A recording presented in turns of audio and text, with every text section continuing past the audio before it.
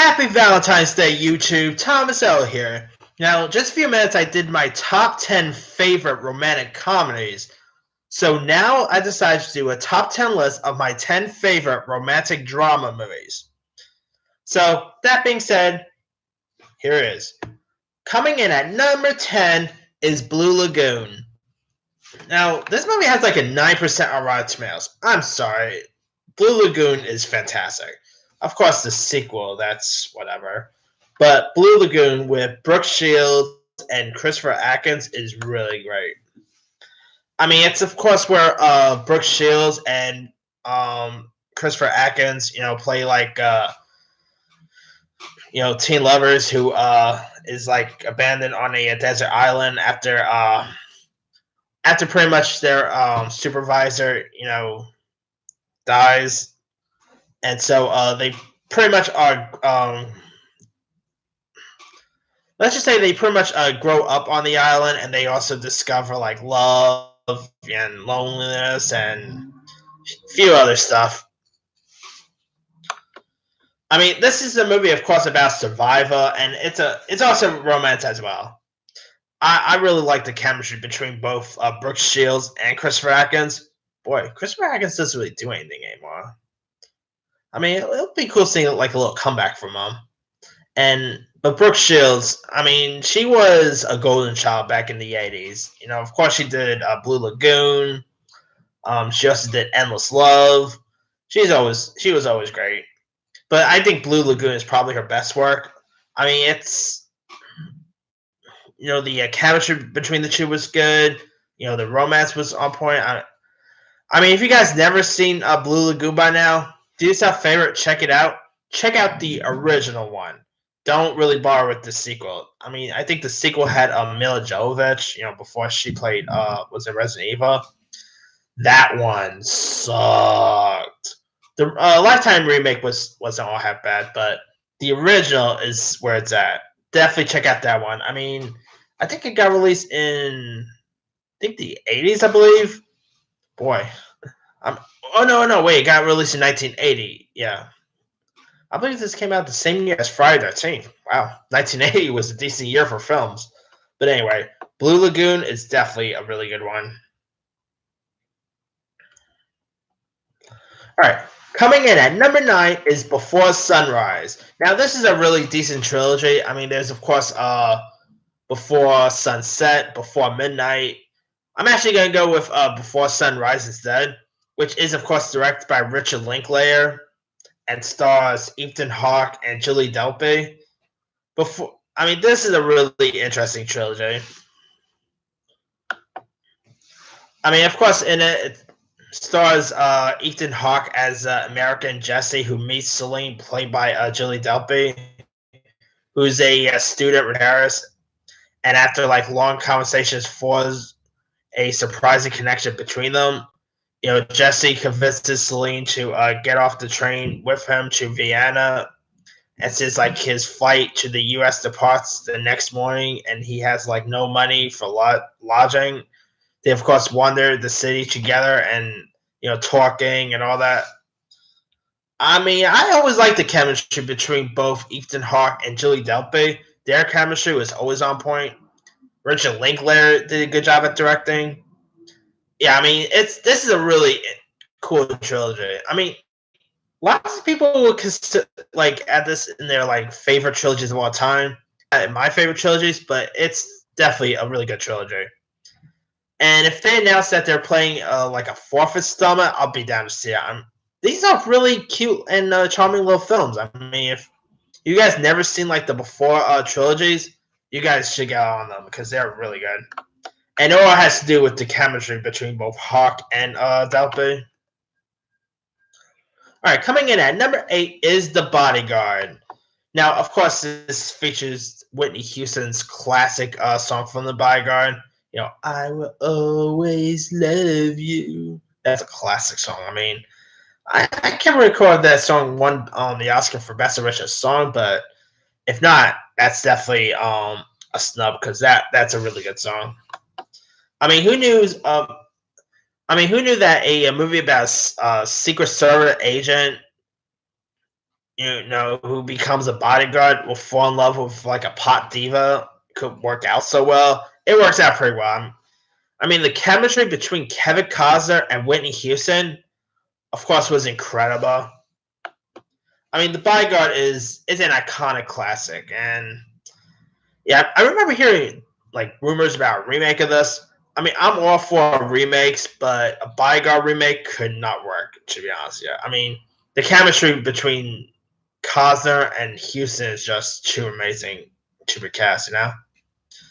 I mean, who are you gonna have to recast him? I mean, Rihanna as the Whitney Houston role. I mean, I don't know, or Channing Tatum as the Kevin Costner role. Ugh, that would be weird casting, but I'm trying not to give them any ideas anyway. Yeah. Anyway, Bodyguard is definitely a classic. If you guys never seen it, it's another good romantic comedy. It's another good romantic drama worth checking out.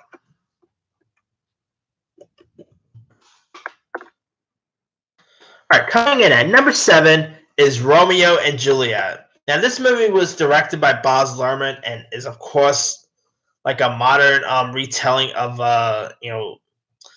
of Shakespeare's classic Romeo and Juliet. Now, in this, it stars Leonardo DiCaprio as Romeo with Claire Danes as Juliet. I mean, lots of people really never really, like the Baz Luhrmann film. I mean, it doesn't get like hate or anything, but there's like not a lot of fans of it. I mean, the Baz Luhrmann Romeo and Juliet, it's not half bad. I mean, I always dug the chemistry between both Leo DiCaprio and Claire Danes. Their chemistry was pretty good. You even had Paul Rudd in this, years before he played Ant Man. I believe John Leguizamo was in this. Pretty good cast. I mean, it's a really good film. I mean, it's a good romance film. It's actually probably my favorite reincarnation of Romeo and Juliet. Yeah, I mean, it's really good. Definitely check this one out.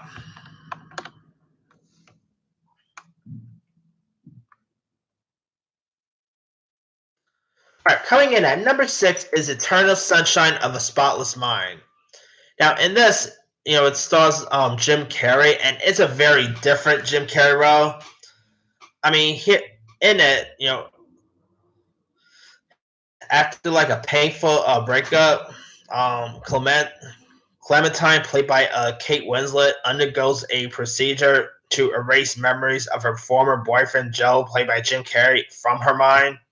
And so when Joe like discovers that Clementine is going to extremes to forget about the relationship, he undergoes the same procedure and slowly begins to forget the woman that he loved. I mean, this is a really interesting movie about about like relationships, pain of losing someone, and it's a very different Jim Carrey role. I mean, this is not straight up comedy. I mean, if you want to see Jim Carrey in a very serious role, check him out in Eternal Sunshine. And it was also directed by Michel Gondry. You even had Elijah Wood, Mark Ruffalo, Kristen Dunst was in this. Really good cast. I mean, definitely try it. It's really good. And I really dug the chemistry between Jim Carrey and Kate Winslet. All right, coming in at number 5 is The Notebook. Of course, this was based on the book by Nicholas Sparks. Now, I could have added any Nicholas Sparks movies on my list, but I'm picking The Notebook because it's probably the best one of his. Like, it's probably the best film, based on a Nicholas Sparks novel. And in it, stars Ryan Gosling and Rachel McAdams, who are like desperate in love, but McAdams' character's parents don't pretty much approve, and so Ryan Gosling's character Noah goes off to serve in World War II, and it seems to mark the end of their like love affair. And so Allie, becomes involved with like another man played by James Marsden. Yeah, so of course Ryan Gosling, keeps like writing her, pretty much keeps on writing her and all that. It's really good. I mean, It was directed by Nick Cassavetes. I almost said John Cassavetes. Anyway, Nick Cassavetes directed this. You also have like Jenna Rollins and James Garner.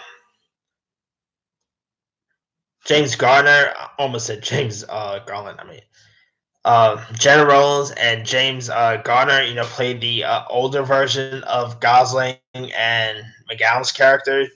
I mean, this movie it's a tearjerker. Let's be for real there. It is a real tearjerker. And I mean, Rachel McGowan's and Ryan Gosling's chemistry in this was really good. Of course, the chemistry with Jenna Rollins and James Garner was really good. Yeah, I mean, if Notebook's definitely worth a watch. I mean, it's not really a movie I really watch over and over, but once in a while, I'll give it a go. All right, coming in at number 4 is a classic, and that is Casablanca. I mean, starring the legendary Humphrey Bogart, as well as Ingrid Bergman, Paul Henreid, some really good cast members. I mean, Casablanca is a classic. In it, Humphrey Bogart plays Rick Blaine, who owns like a nightclub in Casablanca, and he discovers his own flame Eliza, played by Ingrid Bergman, is in town with her husband, played by Paul Henreid. So I mean, yeah, it's a classic. I mean, it's fully in black and white. I believe the movie got released in 1941 or 40, around those areas. I mean, the chemistry between Humphrey Bogart and Bergman is iconic. This has some really iconic moments in this. Yeah, to be honest, it's been a while since I've seen Casablanca, but I remember really digging it. Yeah, I'll occasionally watch like the Golden Age of Hollywood once in a while, like on TCM and all. I mean, it's always nice to watch these old classic movies because, yeah, I mean, it's always interesting to see like very classic movies like Casablanca and all. And Casablanca it's a classic romantic film. If you guys want to check out some very old films, definitely give Casablanca a go.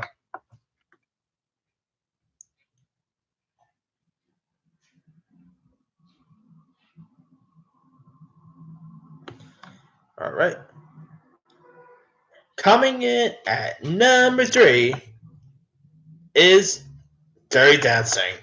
Now, I was going to choose between either this or Ghost, but I'm choosing Dirty Dancing instead. I mean, who doesn't love Dirty Dancing? It is an iconic film. I mean, you got Patrick Swayze, Jennifer Grey, of course, the classic line, nobody puts. There's a classic song, I will have the time of my life. Dirty Dancing is just iconic. I mean, the romance aspect of this was really good. The dancing and choreography was amazing. Yeah, it's awesome, and yeah, I mean, I actually just went and saw Dirty Dancing on the big screen on this past week, and it was pretty cool seeing it on the big screen though. I mean, if for whatever reason you still never seen Dirty Dancing, check it out. Check out the original, of course. I mean, don't bother with the sequel or that ABC thing they had recent. The original is the best, and it all has to do with the chemistry between Patrick Swayze and Jennifer Grey. I mean, if their chemistry didn't work in this movie, the movie would definitely have worked.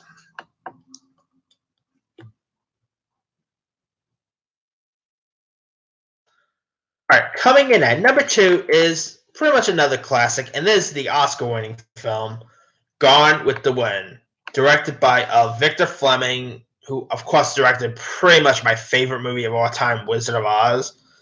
I mean, believe it or not, Gone with the Wind and Wizard of Oz got released in the same year, and they also fight over for they both actually got nominated for Best Picture in the same year as well. So, but of course, Gone with the Wind was the one that won. and it's a classic. I mean, it of course starred Clark Gable, Vivian Lee as Scarlett O'Hara. Leslie Howard was in this,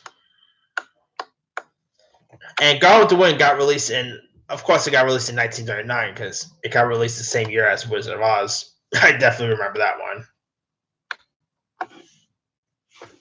I mean, Clark Gable, he was a legend. I mean, he was the Ryan Gosling of that era.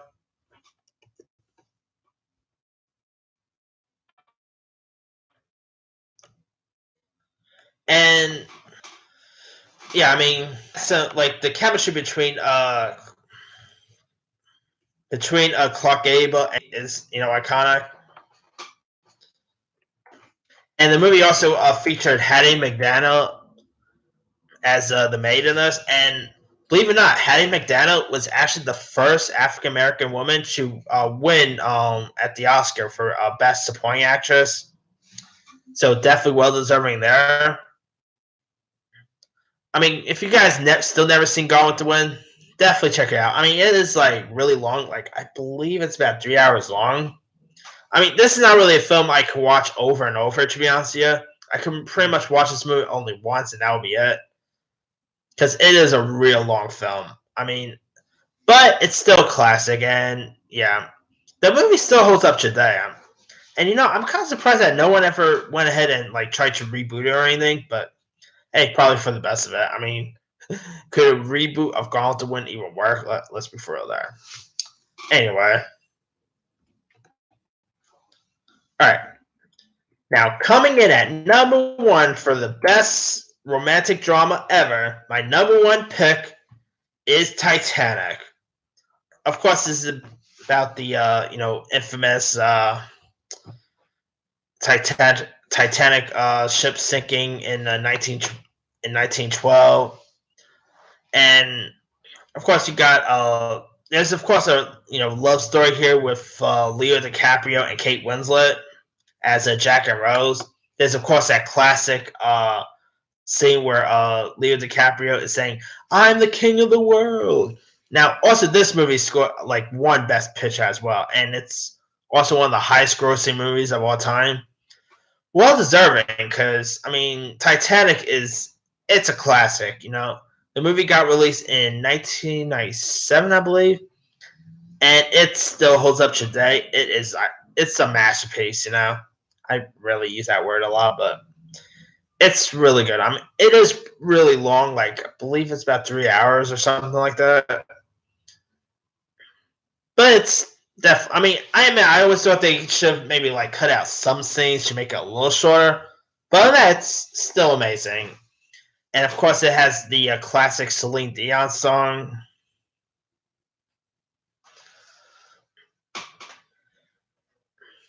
And yeah, I mean, the chemistry between Leo DiCaprio and Kate Winslet was good. I mean, of course, there's always that controversy where, I mean, this is, of course, a spoiler for anyone who hasn't seen Titanic, but come on, who hasn't seen Titanic by now? Let's be for real.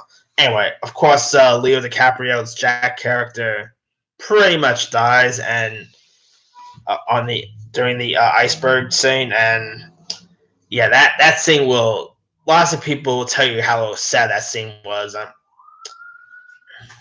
Yeah, but Titanic is amazing.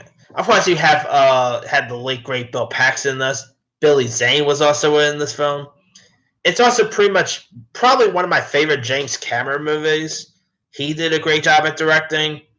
The score was great. Of course, like I said, the Celine Dion song, that's a classic. And yeah, definitely Titanic is the best romantic drama there is.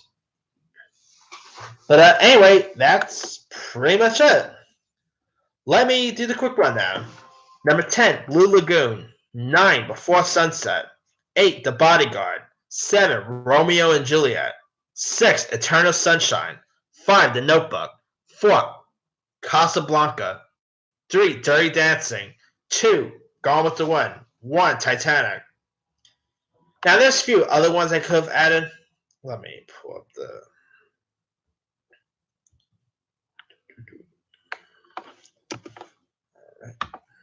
Definitely not 50 Shades. There's no way I would have added those in my list. Thank you very much. 50. Oh, God. The 50 Shades movies are horrible. An Officer and Gentleman with Richard Gere's pretty good. Call Me by Your Name is a good one. Blue is the Warmest Color, which features probably one of the best scenes in movie history. Not going to say the scenes, but if you've seen Blue is the Warmest Color, you know what I'm talking about. I could have also added Fault in Our Stars. The Last Song with Miley Cyrus and Liam Hemsworth wasn't all that bad. The Vow with Channing Tatum and Rachel McAdams was decent. Dear John, also with Channing Tatum. A Walk to Remember, another Nicholas Sparks film. Safe Haven, which is also based on a Nicholas Sparks book. I could have added either the original Endless Love or the remake. The First Time with Dylan O'Brien and Britt Robertson, although that's more of a comedy than a straight up drama. Like Crazy with Anton Yelchin and Felicity Jones was good. The Lake House was decent. Pearl Harbor was, that was an odd one, to be honest with you, but that wasn't all that bad. That's more of a guilty pleasure, but, Sense and Sensibilities is a good one. The English Patient, lots of good romantic dramas. Anyway, let me leave it to you guys. What are some romantic drama movies? Drop a comment below, subscribe for more notifications. This here is Tom Sells signing off.